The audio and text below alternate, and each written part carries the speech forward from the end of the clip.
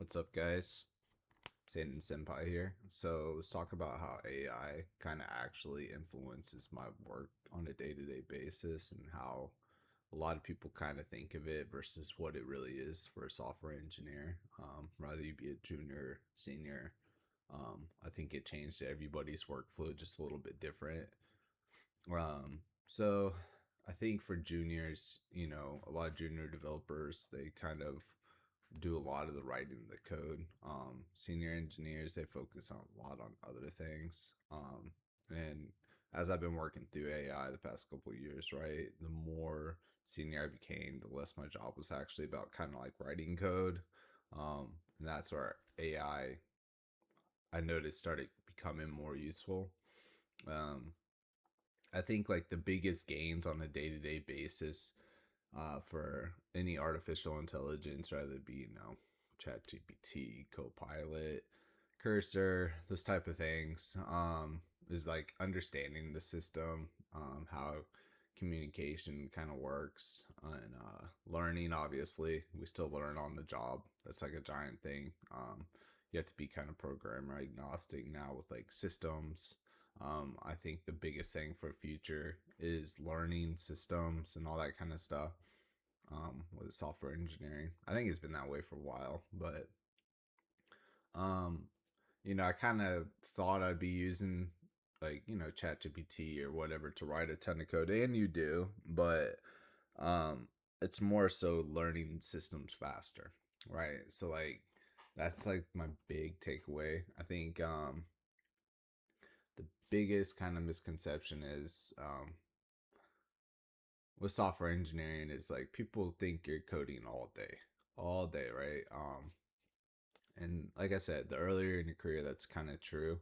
But like when you start becoming a senior engineer, you kind of start spending more time on, like reading code, reviewing code, investigating issues if it's production, obviously, like designing solutions for like bigger issues that you guys find if you have like a system go down or something like that, and communicating with people, right? Like talking to junior developers, other senior engineers, your manager and stuff like that on future projects or things that you guys want to do as a team for like your products.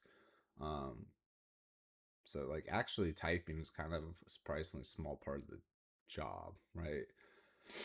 So just to speak on like a personal experience, I think, I started using AI more and more, just for like the general purpose guidelines of like how to set up something. If it's like a new application that we're implementing, it's a good way you can kind of guardrail it and feed like the architecture that you want. But it usually kind of leads to you breaking down the code and designing it how you want to. Like it'll give you a good general outline and even attempt to, or it will do what you tell it, but not maybe exactly how you want to engineer it or architect the application. So I think like for me, my biggest thing though for AI that I've seen the productivity come from is it's kind of like my code base tour guide is like a good way to put it, right? Like so say I get thrown in, so we have a bunch of different teams, and sometimes we work in different teams as like code bases. That's kind of where I like to release like AI, right? Is if I get into a new like code base or in legacy application that I've never touched, massive repositories, hundreds of services, right? Like microservices and stuff like um, some things you just don't touch for a long time. But and you may forget that's kind of where AI really shines. So like I kind of just did this Google search, right? So your average code base, like in an enterprise, for at least this is telling us 500,000 to 2 million lines of code. Um, yeah, so and I think this is about right, 50 to 200 plus individual microservices when you start working in certain things. So like my current one is about 130, 140 microservices. And we're like a mid-sized company, but it's really good for like if you go walk into a new microservice that you've never worked in and like, hey, give me the layout of this, and it kind of gives you a general gist really fast.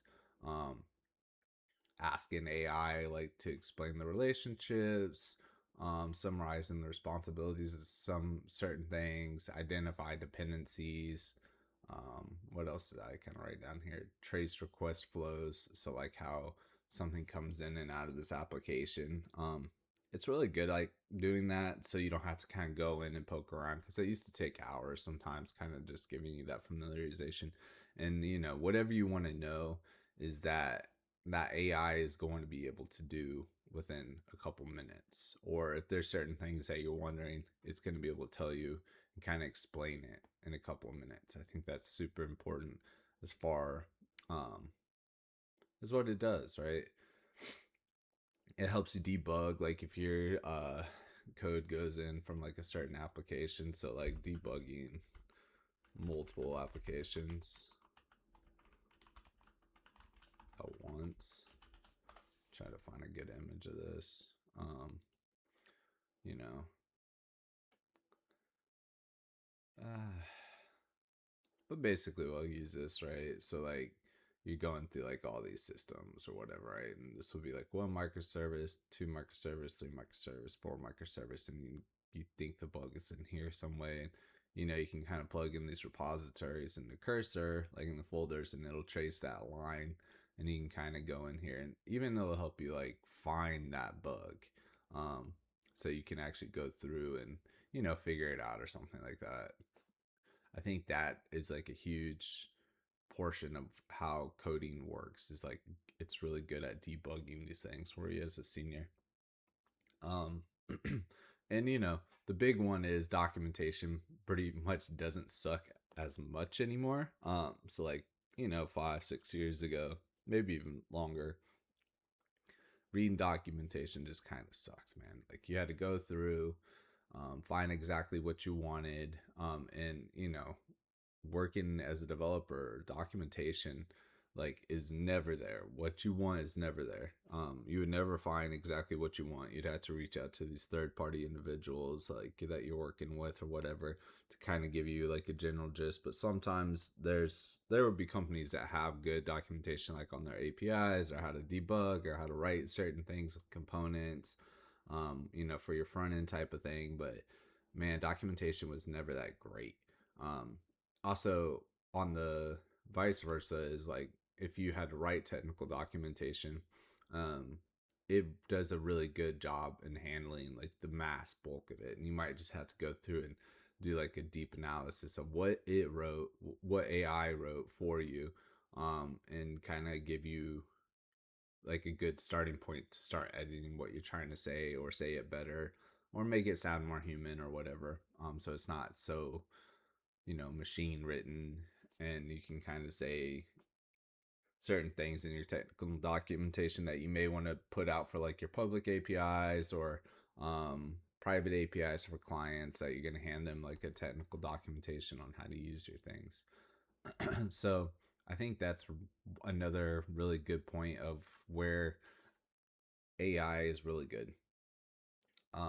So let's see. What else does it do? It does a really good job for writing your PR descriptions. Hey, I made all these commits, and you can kind of go through and have it give you your whole PR, like your pull request description, write it out like in a good way for like other developers to know when you push it out to other seniors or principals or juniors to kind of look at. Yeah, let's see what else.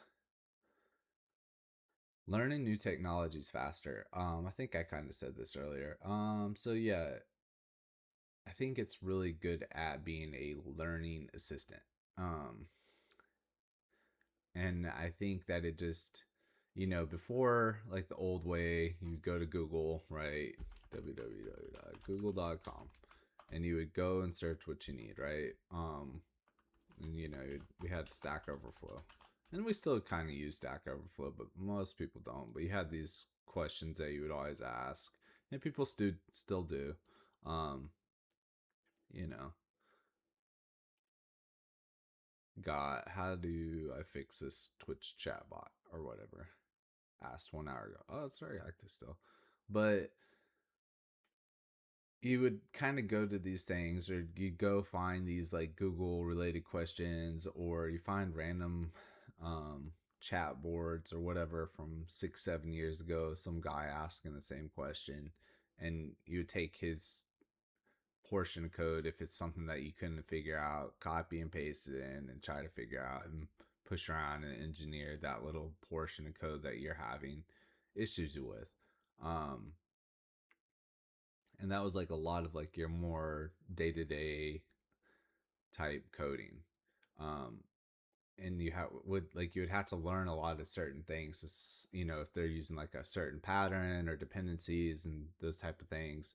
um and you had to go on your day-to-day basis and learn all those things, right, on your own. Like you go in, you find a new Python library. Oh, we use this library to kind of utilize all this ability to process this data in a certain way and put it out. And hopefully you can find something. If not, you kind of have to go and learn a new tech, Google whatever technology that you think is related to that, learn that little bit of technology, and then start implementing it within your own code base. But now, if you have any like new, language features or new design patterns, or a cloud service, or even like an entire framework for coding language, it can teach you those specific things. So like you can ask AI, how do I write a component? How do I write a component in Vue? I don't know, right? And bam, it kind of goes through here and gives you a really fast way and explains how Vue is working and writing components, right? So, and gives you optionals, adding inputs, props, and outputs, emits, and it, rather than going through and watching like an entire YouTube video, which a lot of people still do. You can kind of go in and just ask it specifically, how do I do the specific thing to learn? So it gives you a very good basis of how to do things. It can just give you the answer, but if you're still trying to like go hands on and learn these things, which is always good. Now I always say you should learn the fundamentals of things. Then you should use this in this way. This is how AI is actually really productive on a day-to-day basis. I think this is another way that it's kind of speeding up our progress um, as a developer, right? So, yeah. And kind of, let's talk about where AI really doesn't do that great, where a lot of people may have thought so, but um, AI, like it can generate your solutions. I think that's like the biggest productivity hack is like it's gonna generate solutions. Like I said, it can build out an application and give you certain things, but it can't understand like the business context of things that a lot of people are always talking about. It's like project managers or what they want and all those things. Um, or like why the feature exists, or why a bad looking design was chosen, rather than it may give you the most polished thing ever, but someone wants this certain button to look like exactly like this, right? This is not the most beautiful button, but it works, right? Like those type of business things. um Gives it like company priorities, I think is another good way to put it, or customer expectations. It can't predict those types of things, right? It understands code. AI understands code better than business, right? Or what I'm trying to say, I guess, is a lot of like what you start dealing with as a senior and higher level, definitely I think at staff and principal, is that business constraints and making that like a technology type thing is like making that from point A to point B like something that you can actually hand out like a product is the hard part. And I think that's kind of where AI doesn't shine. That's where it's going to fail a lot. And I think that's exactly why a lot of the entry level side of things and the lower side of engineering is more affected by AI because AI understands that job way easier. And I think that's why you're going to have, being a senior with like a lot of experience and understanding, and, principal and staff level type engineers, or even higher than that, whatever distinguished engineer and stuff that some of these companies have, is those levels start compounding of your understanding that AI is not always going to be able to fill those gaps in knowledge or those capabilities that those type of engineers are putting into place. As far as, making this business, like if a principal engineer hands me a project and says, hey, I need this built out, cool, I can go code something really quick with AI. But if they tell me this is exactly how this button needs to look like, this is exactly, like, sometimes like you can get a general gist of what you need done making that specific button, but maybe this button's, needs to be exactly this size. So, AI, you're going to keep going back and forth with it to get it exactly that size, or you can just learn the CSS for it and, chop it off right there, to fit the business need that it wants specifically. And it's faster still to this day. So, conclusion, I guess, is um, AI didn't really replace the hardest parts of my job. I guess is kind of what I'm trying to say. It automated some of the easier parts, like, coding, building out, unit tests and those type of things, and refactoring legacy code to handle more newer nuances of these things, or following more new coding structures and like that we do. It's really good for that. Accelerated communication, right? Accelerated understanding, accelerated learning. But there's always that touch of person that it will need. I think we all know that by now. Is it's just a tool that it helps advance things, but there's always that human that needs to be in the center to regulate and understand what it is doing.